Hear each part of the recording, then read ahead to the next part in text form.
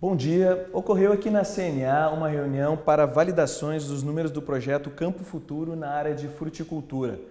Quem participou dessa reunião e vai falar um pouquinho para a gente sobre esse assunto é o Fabrício Andrade.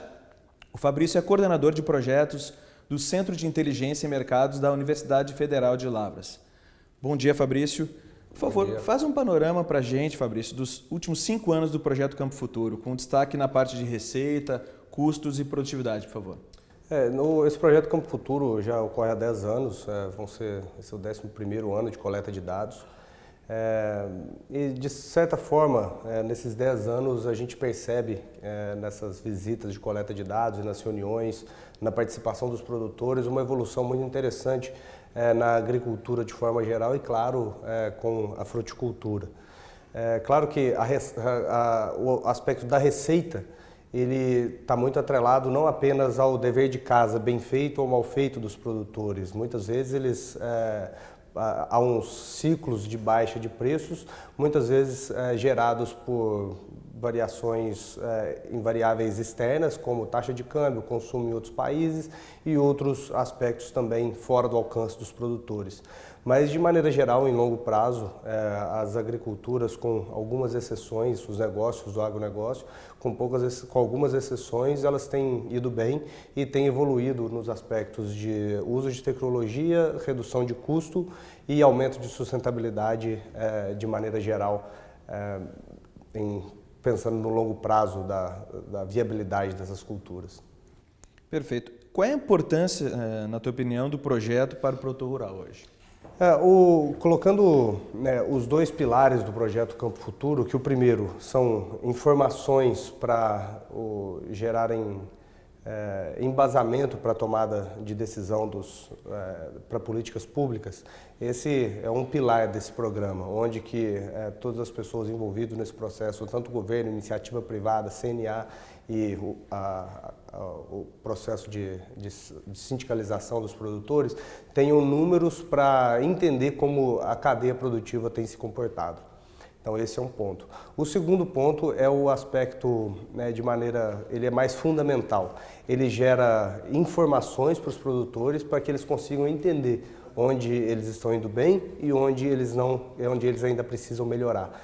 E nesses últimos anos do projeto Campo Futuro, nas regiões que nós voltamos até lá para coletar os dados e atualizarmos as bases produtivas, a estrutura de custos, a gente tem notado significativas melhorias no processo produtivo dos produtores.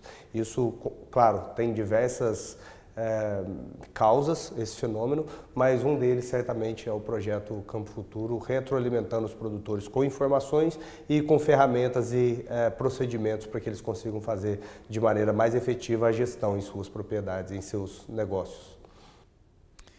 Vamos entrar agora um pouquinho especificamente na questão das frutas.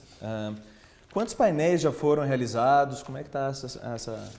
Esse ano nós visitamos a Universidade Federal de Lavras, juntamente com a CNA, as federações e o apoio também dos sindicatos rurais, de cooperativas e agentes das regiões, 9 municípios para coleta de dados. Só que em cada município tem alguns que nós realizamos um painel de coleta de dados, teve alguns que nós realizamos 2. Então foram visitados 9 municípios e foram realizados 14 painéis. 14 levantamentos de custo. E em quais foram as regiões mais específicas? Onde são polos de fruticultura? Na verdade, a gente tem fruticultura no Brasil todo, mas o projeto Campo Futuro com fruticultura é desde 2010, então existe dentro da CNA, com a participação da UFLA como o braço técnico desse projeto, o Centro de Inteligência e Mercados, da definição desses municípios, de quais as cadeias produtivas participarão e quais os municípios.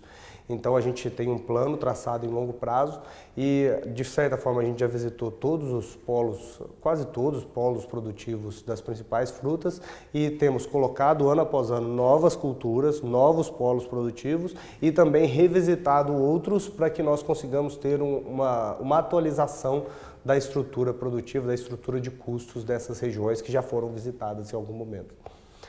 Essa é justamente uma questão que eu queria te fazer. Quantos desses locais aí, desses painéis que vocês já fizeram, essas regiões foram revisitadas aí. Pode citar, por favor, alguns exemplos aí de Por regiões? exemplo, Petrolina, a primeira vez foi em 2012 para coleta de custos de produção da cultura da uva. Fomos em 2012, voltamos agora.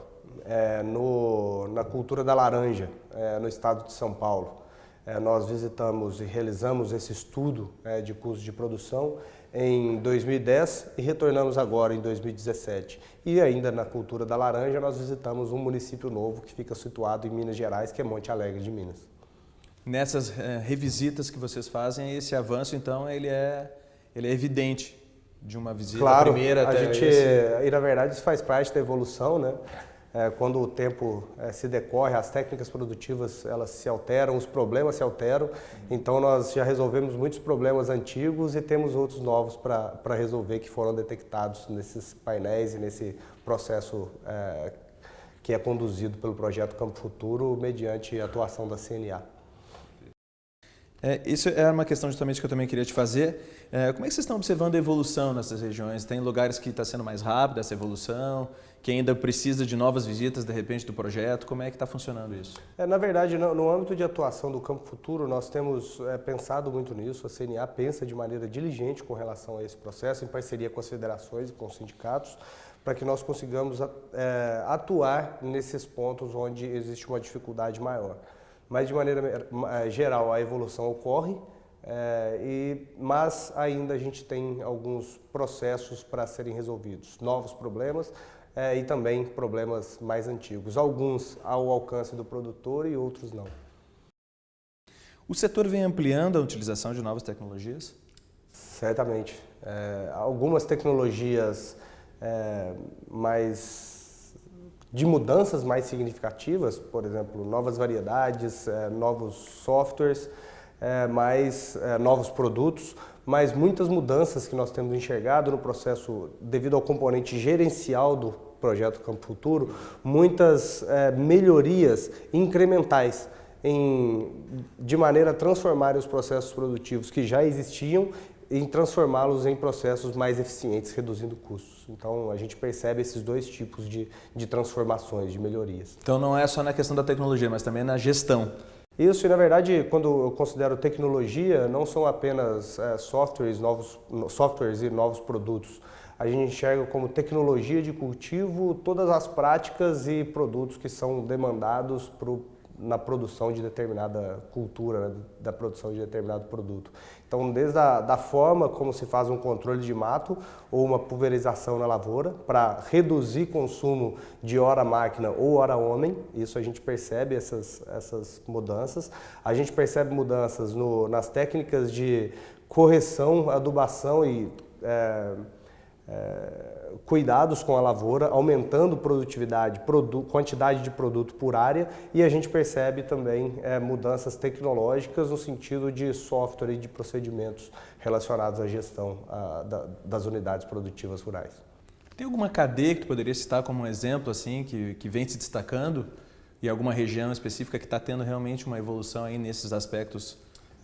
A cadeia produtiva, como a gente visitou no passado e agora, que nos chamou muita atenção, a cadeia produtiva da citricultura no estado de São Paulo, que é uma cadeia produtiva já consolidada, é uma cadeia produtiva que passou por diversos problemas relacionados a preços, relacionados a pragas e doenças, e ela tem conseguido, mesmo contra muitos prognósticos lá do passado, ela tem conseguido sobreviver e evoluir. A FAESP, que é a Federação do Estado de São Paulo, ha atuado muito forte nesse processo também, com relação aos comitês que eles criam, a ajuda da CNA, Projeto Campo Futuro e diversas entidades trabalhando em conjunto com o apoio dos produtores, tem gerado evolução mesmo em uma cadeia produtiva já consolidada e tradicional, como a cultura da laranja, com a cadeia da laranja no estado de São Paulo. Perfeito. Essa modernização, ela está trazendo ela está repercutindo na rentabilidade do produtor diretamente?